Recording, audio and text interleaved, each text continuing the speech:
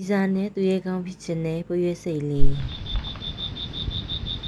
ဗန်နီလို့ခေါ်တဲ့ပွဲစိတ်လေးတစ်ကောင်ဟာလူဒီပီဇာလုပ်နေရကိုကြည့်ရင်သူ့တငယ်ချင်းဂျင်းကိုပြောလိုက်တယ်။ဂျင်းရင်ငါတို့လည်းပီဇာလုပ်နိုင်ရင်ဘယ်လောက်ကောင်းလိုက်မလဲ။အခါဂျင်းကပွဲစိတ်တွေကကြားမှုပဲစားတာပီဇာဆိုတာမဖြစ်နိုင်ဘူးဆိုပြီးဗန်နီရဲ့စကားကိုပြလုံးထုတ်လိုက်တယ်။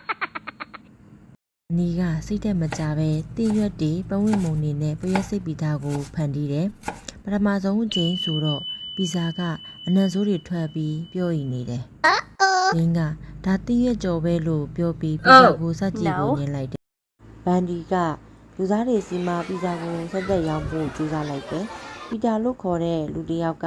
ပီဇာကိုမြင်ပြီးဟာပိုးမွားတွေကပီဇာလုပ်တာလားဟာလို့អော်ပြီးတော့သူပီဇာကိုလိုက်လံဖျက်ဆီးလိုက်တယ်။ဗန်ဒီနဲ့ဂျင်းကပီတာရဲ့ဖနက်အောက်မှာထောင်ချောက်တွေရရည်တွေကိုထားလိုက်တယ်။ထိုအခါပီတာလည်းဟန်ပြက်ပြီးဒီလိုကိုချိုလဲသွားခဲ့။နောက်ဆုံးမှာပြပြမာကဗန်နီပီဇာကိုတွေးရှိသွားပြီးမိကြီးရမှကြိုက်သွားခဲ့တယ်။ပြောင်းတစ်ခုလုံးမှာရှိတဲ့ပြားတွေကလည်းဗန်နီပီဇာကိုမှာယူကြတယ်။ပီတာကတော့ပွဲစိတ်ပီတာကိုမစားရတာနဲ့ဆိတ်ဆိုးပြီးသူ့အိမ်ကိုပြန်သွားခဲ့တယ်။ဗန်နီနဲ့ဂျင်းဟာပြားတွေအတွက်ပီဇာဆိုင်ဖွင့်လိုက်တယ်။နောက်ဆုံးမှာတော့ဗန်နီရဲ့စိတ်ကူးလေးဖြစ်တဲ့ပီဇာဆိုင်ဖွင့်ခြင်းနဲ့စိတ်ကူးလေးက